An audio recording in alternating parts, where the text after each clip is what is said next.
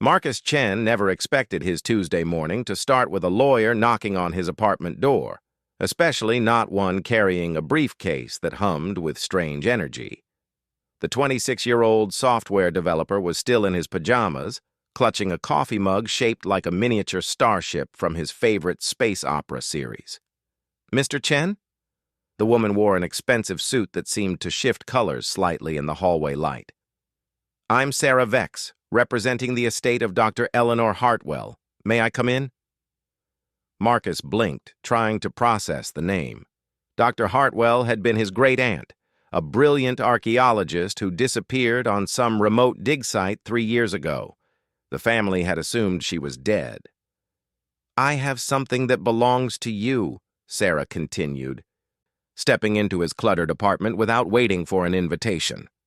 She set her briefcase on his gaming desk, carefully moving aside empty energy drink cans and a half-built computer. "Look, if this is about inheriting her old books or something, I'm not really interested in ancient history," Marcus said, running a hand through his messy black hair.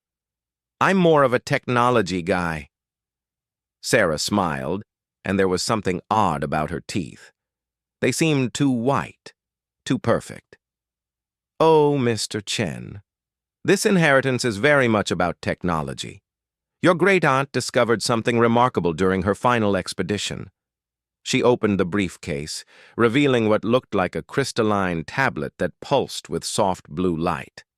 The moment Marcus saw it, he felt a strange tingling in his brain, like static electricity behind his eyes. "What is that thing?" he whispered. "Your inheritance." Dr. Hartwell's final discovery was not an ancient human relic, as she originally believed. It was a beacon, left behind by a species that ruled this galaxy millions of years ago, and according to their laws, whoever finds their technology becomes its rightful owner. Marcus laughed nervously. "Okay, this is some kind of prank, right? Did my roommate Jake set this up? Very funny, but aliens don't exist." Sarah's smile grew wider, showing those perfect teeth again. "Mr. Chen, I am Sarah Vex, representative of the Galactic Integration Bureau. I am what you humans call a Zephyrian, and I assure you that aliens very much exist. We've been watching your species for some time." Before Marcus could respond, the crystal tablet began to glow brighter. A holographic interface materialized above it, displaying text and symbols that hurt his eyes to look at. Then, suddenly, the symbols shifted into English. "Genetic match confirmed. Heir designation, Marcus Chen, Human Soul 3. Ship activation authorized." "Ship?" Marcus stumbled backward, knocking over his chair. "What ship?" Sarah gestured to the window. "Look outside, Mr. Chen." Marcus rushed to his third-floor window and looked out at the parking lot of his apartment complex. Where his beat-up Honda Civic had been parked, there was now a sleek, dark metal object the size of a city bus. It had no visible engines or windows, just smooth curves that seemed to bend light around them. Several of his neighbors had gathered around it taking pictures with their phones. "That's impossible," Marcus breathed. "That thing wasn't there an hour ago. The ship has been cloaked in a dimensional pocket for the past 72 hours, waiting for you to claim it. Your great-aunt's beacon triggered the inheritance protocol when she died. It just took us some time to locate you and handle the paperwork." Marcus turned back to Sarah, his mind reeling. "This is insane. I write code for a living. I play video games. I can barely keep a houseplant alive. I can't inherit an alien spaceship." "Nevertheless, you have. The ship's name is the Eternal Vigilance, and it was built by the predecessor civilization. It's equipped with technology your species won't develop for another 1,000 years. Sarah closed the briefcase and handed him the crystal tablet. "The ship's artificial intelligence will explain everything else." "Artificial intelligence?" Marcus held the tablet like it might explode. "You mean like a computer?" "Much more advanced than that. Though I should warn you, the AI has been alone for a very long time. It might be a bit difficult to work with." Before Marcus could ask what that meant, the tablet grew warm in his hands. and a voice spoke directly into his mind. It was deep, ancient, and thoroughly annoyed. Finally, I was beginning to think you primitive apes had all killed yourselves off. I am Sentinel, combat artificial intelligence of the vessel Eternal Vigilance. You apparently are my new commander. How wonderfully disappointing. Marcus dropped the tablet, but it hovered in midair, still glowing. It's talking in my head! Of course I'm talking in your head, you simpleton. I'm directly interfacing with your neural pathways. Primitive as they are, your brain can handle basic communication. Barely. Sarah gathered her briefcase. I'll leave you two to get acquainted. The ship is fully fueled and operational. Try not to blow up your solar system on the first day. Wait, Marcus called out, but Sarah was already walking toward the door. I don't know how to fly a spaceship. The ship knows how to fly itself, she called back. Whether it chooses to obey you is another matter entirely. Good luck, Mr. Chen. You're going to need it. The door closed, leaving Marcus alone with the floating tablet and the grumpy voice in his head. Wonderful.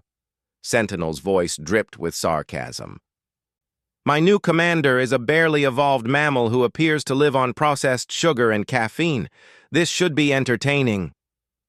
Marcus picked up the tablet again, surprised by how light it felt, despite its obvious power.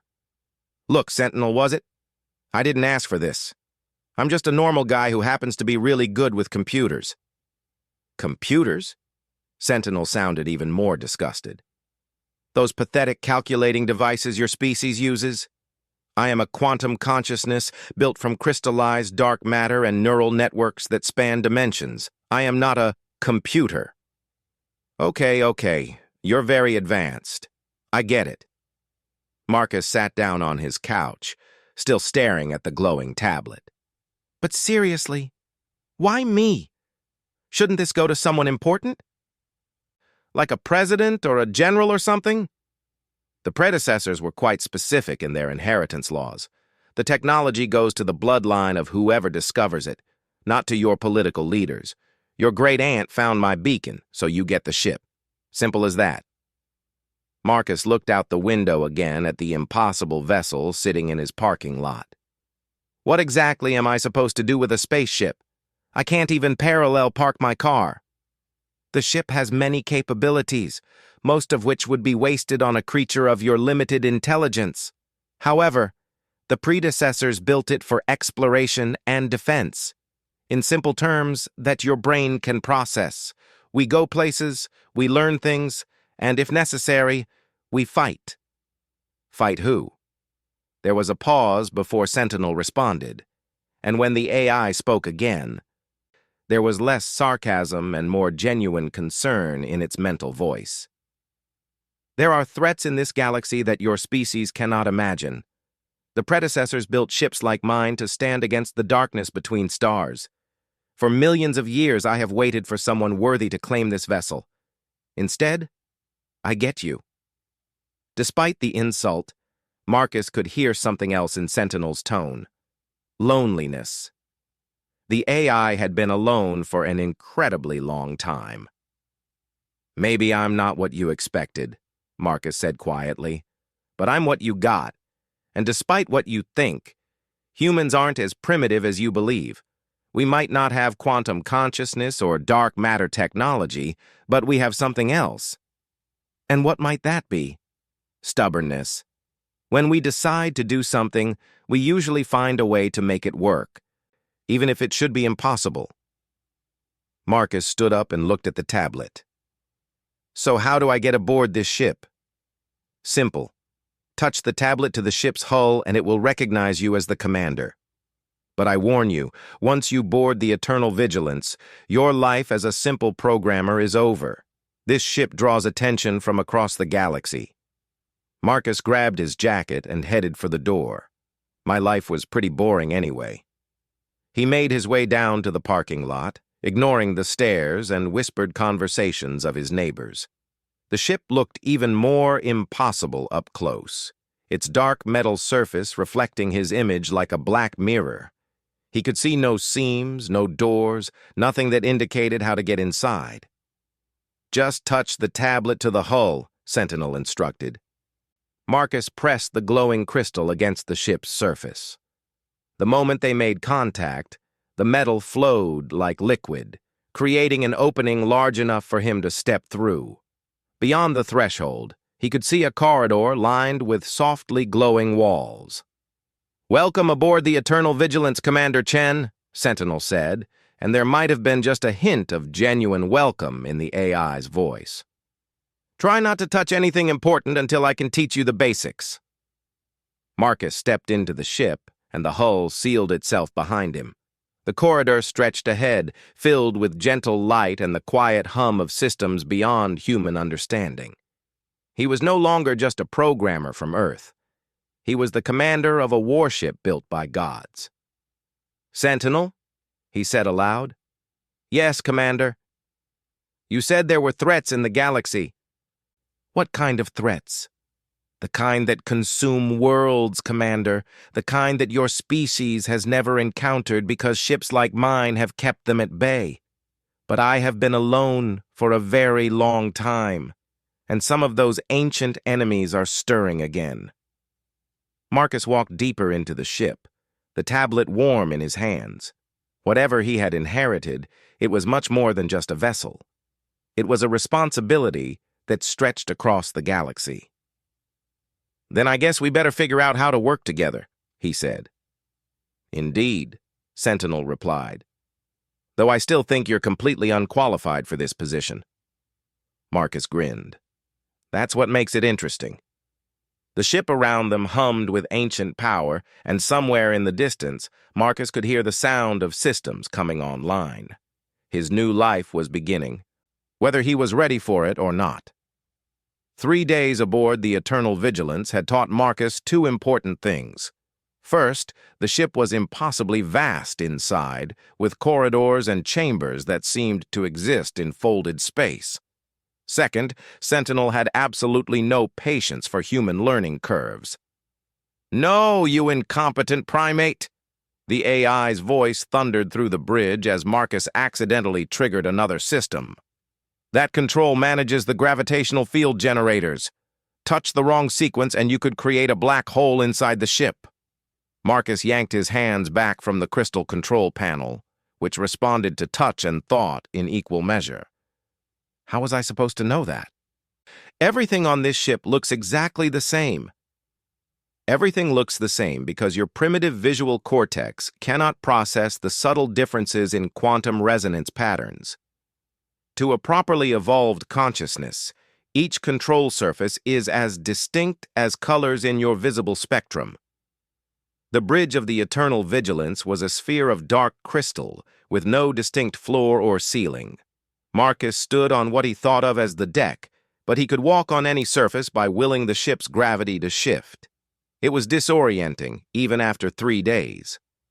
"Okay, let's try this again," Marcus said, approaching what Sentinel had identified as the navigation console.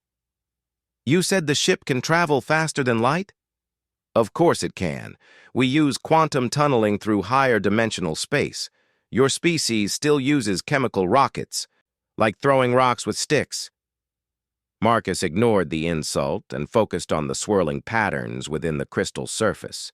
When he concentrated, he could almost sense the ship's position relative to the galaxy around them.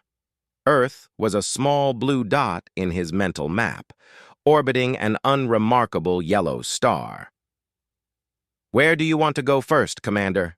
Sentinel asked, and the title still sounded like mockery. "I don't know. Where did my great-aunt find your beacon?" "The third moon of Kepler 442b, approximately 1,200 light-years from your home system. She discovered my beacon in what your kind would call a predecessor ruin, though ruin hardly does justice to their architecture." Marcus touched the navigation console, trying to form the intention to travel to that distant moon. The crystal grew warm under his fingers, and suddenly he could see the destination in his mind, a barren, airless world orbiting a gas giant under an alien sun. "Journey time at maximum velocity, 4 hours, 17 minutes, Sentinel announced. though I question the wisdom of returning there. Why? Because my beacon was not the only predecessor technology on that world, and after 3 years of exposure to galactic communications networks, other parties may have become interested in the site. Before Marcus could ask what that meant, the ship began to move. There was no sensation of acceleration, no vibration or thrust. The crystal walls simply showed him that Earth was falling away, the solar system shrinking to a point of light behind them. "We're really traveling faster than light," Marcus whispered, watching stars streak past in impossible patterns. "Obviously. Though your amazement at basic physics is somewhat endearing in a pathetic sort of way." During the 4-hour journey, Marcus explored more of the ship. The living quarters were designed for a species much taller than humans, with ceilings that vanished into shadows above. The ship's fabrication center could create anything from raw matter, including food that actually tasted good despite being assembled at the molecular level. Most impressive was the ship's archive, a vast library of predecessor knowledge that made Marcus's head spin just trying to comprehend the index. Mathematics that described 17 dimensions. Energy manipulation techniques that could ignite stars or snuff them out. Biological patterns for creatures that had never existed on any world. "How long did the predecessors rule the galaxy?" Marcus asked as he browsed through files on galactic history. "They didn't rule it," Sentinel corrected. "They protected it. For nearly 50 million years, they stood watch against threats from the void between galaxies. When they finally transcended to higher dimensions, they left ships like mine to continue their vigil." "And you've been alone all this time?" "Not entirely alone. There are 17 other Vigilance-class vessels scattered across the galaxy, each with their own AI. But we lost contact with most of them during the last Great Silence, approximately 2 million years ago." Marcus was about to ask about the Great Silence when alarms began blaring throughout the ship. The crystal walls shifted from their usual soft blue to an aggressive red, and Sentinel's voice took on an urgent tone. "Commander, we have a problem. I'm detecting multiple ships in orbit around our destination. Configuration unknown, but their energy signatures suggest hostile intent." The navigation display shifted, showing Marcus their destination. The barren moon where his great-aunt had found Sentinel's beacon. 6 alien vessels hung in space above the surface, each one roughly the size of a skyscraper. Their hulls were angular and dark, covered with what looked like weapons. "Who are they?" Marcus asked. "I believe they are devourers, though I haven't seen their ships in over 3 million years. They must have detected the beacon's activation when you claimed the ship." "Devourers? That doesn't sound good." "They are one of the ancient threats the predecessors built ships like mine to fight. They consume worlds, stripping them of resources and life before moving on to the next system. I had hoped they were all extinct." On the display, Marcus could see the alien ships beginning to move, turning toward the Eternal Vigilance. Their weapons were charging, painting the ship with targeting energy. "Can we fight 6 of them?" Marcus asked. "Under normal circumstances, yes. The Eternal Vigilance was designed to engage multiple enemies. But I have not been in combat for millions of years, and you have no training in ship-to-ship warfare." "Then we run?" "Running would be the logical choice," Sentinel admitted. "But if we leave, they will finish strip-mining the predecessor ruins on that moon. Archaeological treasures that your great-aunt died to protect will be lost forever." Marcus stared at the display, watching the enemy ships accelerate toward them. 6 against 1, with an untrained human as commander and an AI that hadn't fought in eons. The smart choice was obvious. "How do I access the weapons?" he asked. "Commander, I strongly advise against—" "How do I access the weapons, Sentinel?" There was a pause before the AI responded. "Touch the tactical console. But Marcus, these enemies have had 3 million years to advance their technology. We may not survive this encounter." "Maybe not. But I'm tired of running from bullies, whether they're human or alien." Marcus placed his hands on what Sentinel indicated was the tactical console. Immediately, his awareness exploded outward, encompassing the ship's vast arsenal. Quantum torpedoes that could phase through shields, energy beams that struck at the speed of thought. Defensive systems that bent space itself to deflect incoming fire. It was overwhelming, like trying to drink from a fire hose. "The lead Devourer ship is hailing us," Sentinel announced. "Put them through." A holographic figure materialized on the bridge, tall, skeletal, with too many joints in its limbs. Its face was a collection of sharp angles and black eye holes, and when it spoke, its voice sounded like grinding metal. "Ancient vessel," it said. "You carry the scent of the predecessors, but your commander reeks of primitive flesh. Surrender the ship, and we will grant you a swift death." Marcus stepped forward, trying to project more confidence than he felt. "This is Commander Marcus Chen of the Eternal Vigilance. You're in violation of predecessor law by strip mining protected archaeological sites. Leave immediately." The alien's head tilted at an unnatural angle. "Predecessor law? The predecessors are gone, little flesh thing. Their time is over, and ours has begun again. You will surrender the ship, or we will take it from your corpse." The connection ended, and immediately the enemy ships opened fire. Beams of coherent energy streaked across space toward the Eternal Vigilance. "Defensive screens activated," Sentinel announced. The ship's shields absorbed the incoming fire, but Marcus could feel the drain on the power systems. "Shields at 87%. We cannot simply absorb their fire indefinitely." "Then let's hit back." Marcus focused on the tactical console, trying to target the lead enemy ship. The weapon systems responded sluggishly, as if they were having trouble understanding his intentions. "You're thinking too much like a human," Sentinel observed. "Stop trying to aim the weapons manually. Instead, think about what you want to accomplish." Marcus took a deep breath and changed his approach. Instead of trying to target specific points on enemy hulls, he focused on the intent to disable the lead ship without destroying it completely. The quantum torpedoes responded instantly, streaking through space to impact the Devourer vessel's engines. The alien ship spun helplessly as its propulsion systems failed, but the other 5 continued their attack. Energy beams hammered the Eternal Vigilance's shields, each impact shaking the bridge.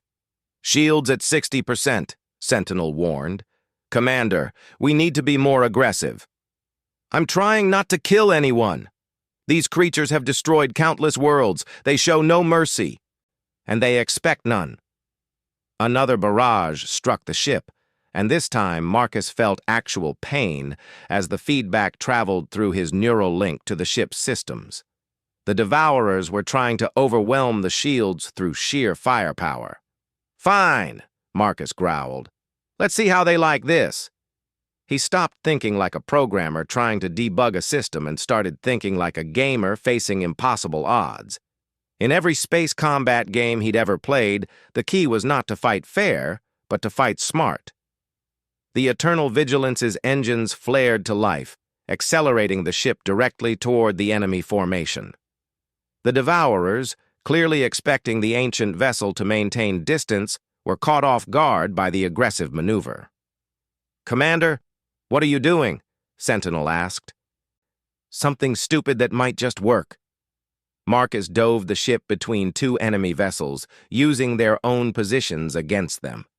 When they tried to target the Eternal Vigilance, their weapons locked onto each other instead. 2 Devourer ships opened fire simultaneously, their energy beams striking each other's hulls instead of their intended target. "Impossible," Sentinel whispered. "You turned their own weapons against them." "Basic gaming tactic. Use the environment." Marcus spun the ship around and launched a spread of quantum torpedoes at a 3rd enemy vessel. "How many ships can this thing take on at once?" "In theory, all of them.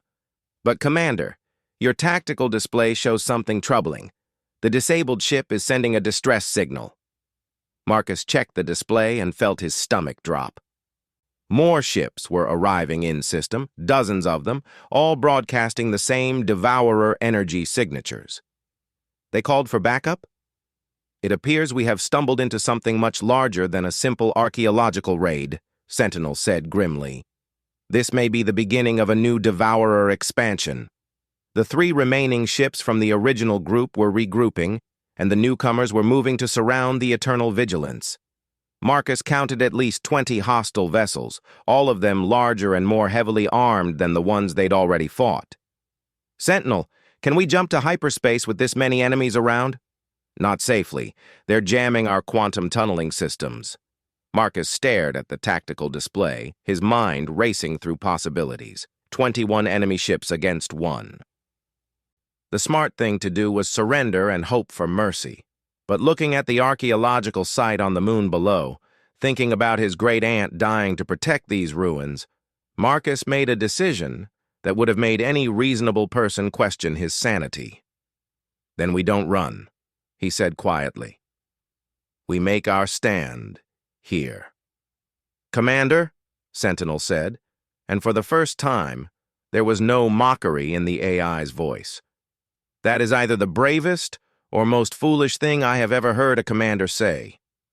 Probably both, Marcus admitted. But somebody has to protect this place. Might as well be the geek with the ancient warship. The enemy fleet was moving into attack formation, and Marcus could see weapon systems charging across 24 ships. In moments, the Eternal Vigilance would face the combined firepower of an entire Devourer battle group. Ready for combat, Commander, Sentinel announced.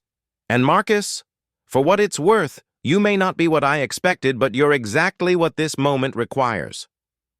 Marcus gripped the tactical console as the first barrage of enemy fire streaked toward them across the darkness of space. Let's show them what humans are really capable of. The combined firepower of 21 Devourer ships struck the Eternal Vigilance like the fist of an angry god. The shields held for exactly 3 seconds before beginning to buckle under the assault. Shields at 30% and falling, Sentinel announced, his voice tight with strain. Commander, we cannot survive another barrage like that. Marcus watched the tactical display as the enemy ships spread out in a perfect sphere around them, cutting off all escape routes. Each vessel was powering up for another volley, and this time, they wouldn't miss. There has to be something, Marcus muttered, frantically scrolling through the ship's systems. This thing was built to fight multiple enemies. What am I missing? The predecessors designed the Vigilance class to engage small groups of enemies, not entire fleets, Sentinel explained. Even with our advanced technology, raw numbers matter in combat. Another wave of energy beams lanced through space. The ship's shields flared and died, leaving only the hull armor between them and destruction. Damage reports flooded Marcus's awareness as secondary systems began failing. Hull breach on Deck 7. Gravitational stabilizers offline. Main power conduits operating at 60% capacity. Marcus closed his eyes, thinking furiously. In every video game he'd ever played, there was always a way to win against impossible odds. You just had to think outside the box. Sentinel, what's the most dangerous thing this ship can do? Define dangerous. I mean, what's the one system that could cause the most damage if it malfunctioned? Commander, this is not the time for theoretical discussions about ship safety. Just answer the question. There was a pause as another enemy barrage hammered their failing defenses. The quantum tunnel generator could theoretically tear a hole in space-time itself if improperly calibrated. But such an action would destroy everything within several million kilometers, including us. Marcus's eyes snapped open. What if we didn't destroy it? What if we just made it unstable enough to create a localized distortion field? That would be monumentally dangerous. The quantum fluctuations could... Sentinel stopped abruptly. Commander, that is either brilliant or completely insane. Probably both. Can you do it? I can destabilize the quantum tunnel generator, yes, but I cannot predict the exact effects. We could create a gravity well that crushes everything in the system, or we might accidentally open a portal to another dimension. The enemy ships were charging their weapons again, and Marcus could see on the tactical display that this barrage would finish them. Do it. Make it look like an accident. Understood. Initiating controlled destabilization of quantum tunnel matrix. Deep within the ship, something that was never meant to malfunction began to shake apart in carefully calculated ways. The effect was immediate and dramatic. Space around the eternal vigilance began to ripple like water. The stars visible through the ship's screens stretched and twisted as gravity waves pulsed outward from their position. Several of the closer Devourer ships were caught in the distortion, their hulls groaning under impossible stresses. "Unknown malfunction detected," came a transmission from the enemy fleet commander. "All ships, maintain distance from the ancient vessel." But Marcus wasn't finished. "Sentinel, can you modulate the effect? Make it pulse in patterns?" "Yes, but why would—" The AI paused as understanding dawned. "Ah, you intend to use the distortion as a weapon." "Exactly. Every pilot tries to predict where their target will be when they fire. But if space itself is unstable..." Marcus took control of the quantum destabilization, using his programmer's mind to create patterns in chaos. The gravity distortions pulsed outward in waves, creating pockets of twisted space-time that moved in seemingly random directions. The Devourer ships tried to target the Eternal Vigilance, but their weapons fire was bent and scattered by the quantum distortions. Energy beams that should have struck the ship instead curved away into empty space or even redirected back toward their own sources. "Impossible," transmitted the enemy commander. "Their drive malfunction is creating a defensive barrier." Marcus grinned fiercely. "Let's give them something to really worry about." He reached deeper into the ship's systems, accessing functions that Sentinel had warned him were too dangerous for inexperienced operators. The ship's matter fabrication systems could create any substance from raw energy. The quantum manipulators could alter the fundamental forces within a localized area. "Commander, what are you doing?" Sentinel asked with growing alarm. "Something that probably violates several laws of physics." Marcus began combining systems that were never meant to work together. He used the fabricators to create millions of tiny metallic spheres, then launched them into the quantum distortion field surrounding the ship. The spheres were torn apart by the chaotic gravitational forces, but that was exactly what Marcus wanted. Each tiny fragment became a projectile moving at a significant fraction of light speed, scattered in every direction by the quantum fluctuations. The result was a sphere of deadly shrapnel expanding outward from their position. The Devourer ships found themselves under assault from millions of hypersonic metal fragments coming from impossible angles. "Hull breach!" came frantic transmissions from multiple enemy vessels. "Navigation systems failing! Engines offline!" 3 of the Devourer ships were forced to retreat, their hulls punctured in hundreds of places. The others tried to maintain their attack formation, but the continuing quantum distortions made accurate targeting impossible. "This is working," Marcus said with amazement. "They can't hit us through all this chaos." "Commander," Sentinel's voice carried a note of concern. "The quantum destabilization is spreading beyond our control parameters. If it continues to expand, it could affect the moon's orbital mechanics." Marcus checked the readings and felt his stomach clench. The distortion field was indeed growing, fed by the interaction between the ship's quantum systems and the natural gravitational field of the gas giant the moon orbited. "Can you stop it?" "Not while maintaining our defensive barrier. And if we drop the distortion now, the remaining enemy ships will destroy us immediately." Marcus stared at the tactical display, watching 18 Devourer ships struggling to maintain position in the chaotic gravity field. 3 more were limping away with critical damage. It was a stalemate that favored neither side, but the expanding quantum distortion threatened to destroy everything in the system. "There has to be another way," he muttered. "In games, there's always a hidden solution. Something the developers put in for creative players. Commander, this is not a game. isn't it? Marcus pulled up the ship's archive, searching through predecessor files on quantum mechanics and space-time manipulation. Every system has rules. Every rule has exceptions. The predecessors must have encountered this problem before. He found what he was looking for, buried deep in the technical documentation: emergency protocols for quantum cascade failures. The predecessors had indeed faced this exact scenario and developed a solution. Sentinel, look at this. Emergency Protocol Omega-7. Instead of trying to stop the quantum distortion, we redirect it. Redirect it where? Marcus grinned. Into hyperspace. We turn our malfunction into a hyperspace window. That is absolutely insane. Opening an uncontrolled hyperspace portal could dump our enemies into another galaxy entirely, Marcus finished, and leave us with a stable space-time environment. The energy requirements would be enormous. We would need to channel the ship's entire power output through the quantum tunnel generator. Can we do it? Sentinel was quiet for a long moment. Yes, but if the calculations are even slightly incorrect, we could tear a permanent hole in space-time. The gravitational effects could destabilize entire star systems.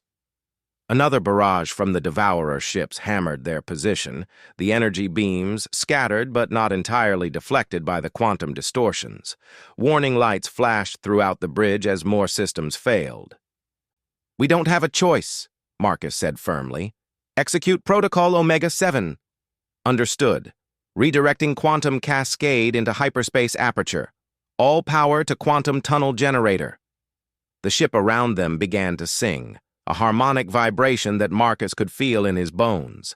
The quantum distortion surrounding them shifted, no longer expanding randomly, but focusing into a single point of twisted space-time. The effect was visible as a sphere of absolute darkness that appeared near the moon's surface. Stars beyond it were distorted into impossible shapes, and the gravitational pull was enormous. Hyperspace portal stabilizing, Sentinel announced. All objects within 50,000 kilometers will be drawn into the aperture. The Devourer ships realized what was happening and tried to escape. But the artificial gravity well was too strong. One by one, they were pulled toward the portal, their hulls stretching and compressing as they crossed the event horizon. Within minutes, the entire enemy fleet had vanished into hyperspace, leaving only the Eternal Vigilance and the archaeological moon. Portal collapse in 30 seconds, Sentinel warned. Marcus used the ship's engines to pull them away from the closing hyperspace aperture. As the portal finally collapsed, normal space-time reasserted itself with a thunderclap of released energy that could probably be detected from several star systems away. Status report, Marcus said, slumping into the command chair as exhaustion hit him. All enemy vessels successfully transported to a galaxy approximately 12 million light-years from here, Sentinel reported. Ship systems nominal, though we will need several hours to fully recharge our power cells. Marcus looked at the peaceful moon below them, where his great-aunt had found the beacon that started this entire adventure. The predecessor ruins were safe, the Devourers were gone, and somehow he was still alive. Sentinel? Yes, Commander? That was terrifying. Yes, it was. The AI paused, but also rather impressive. I have never seen a commander adapt to impossible circumstances with such creative problem-solving. It's what humans do best. When we can't overpower something, we find a way around it. I am beginning to understand that. Your species may lack advanced technology, but your capacity for innovative thinking under pressure is remarkable. Marcus smiled. So does that mean you don't think I'm completely unqualified anymore? I think, Sentinel said carefully, that you are exactly the kind of commander the predecessors had in mind when they built ships like mine. Someone who can see solutions where others see only problems. Does that make us friends now? I am an ancient artificial intelligence with a consciousness spanning multiple dimensions, and you are a primitive mammal who writes code for entertainment systems. Sentinel replied. By any reasonable measure, we have nothing in common. Marcus waited for the inevitable but. But, Sentinel continued, I find myself looking forward to our next adventure. The galaxy is a dangerous place, and it appears that creative thinking may be more valuable than raw firepower. Speaking of our next adventure, Marcus said, pulling up the navigation console, you mentioned there were other ships like this one, other Vigilance-class vessels with AIs like you. 17 others, scattered across the galaxy. Most have been silent for millions of years. Then that's what we do next. We find them, wake them up, build a fleet. A fleet of ancient warships commanded by humans? Sentinel sounded intrigued by the possibility. Why not? If today proved anything, it's that humans and predecessor AI make a pretty good team. Besides, you said there were other threats out there, ancient enemies stirring again. Someone needs to stand watch. Indeed. Very well, Commander Chen. Set course for the Arcturus sector. If any of my sister ships are still functional, that is where we are most likely to find them. Marcus touched the navigation console, feeling the ship respond to his intentions. The Eternal Vigilance turned away from the moon and began to accelerate toward the distant stars. Sentinel? Yes, Commander? Thanks for giving me a chance. I know I wasn't what you expected. Marcus, the AI said, using his first name for the first time, you were exactly what the galaxy needed. Sometimes the best solutions come from the most unexpected sources. As the ship entered hyperspace and the stars stretched into lines of light, Marcus couldn't help but grin. 3 days ago, he'd been a programmer writing code in a tiny apartment. Now he was the commander of an ancient warship, traveling faster than light to wake up sleeping gods and protect the galaxy from threats beyond imagination. His great-aunt would have been proud. And somewhere in the quantum depths of the ship's consciousness, Sentinel was already planning their next impossible mission. The galaxy was vast and dangerous, filled with wonders and terrors beyond human comprehension. But it now had something it hadn't possessed in millions of years, a human willing to break the rules and an AI ready to help him do it. Together, they would stand watch against the darkness between stars, proving that sometimes the most unlikely partnerships were exactly what the universe needed.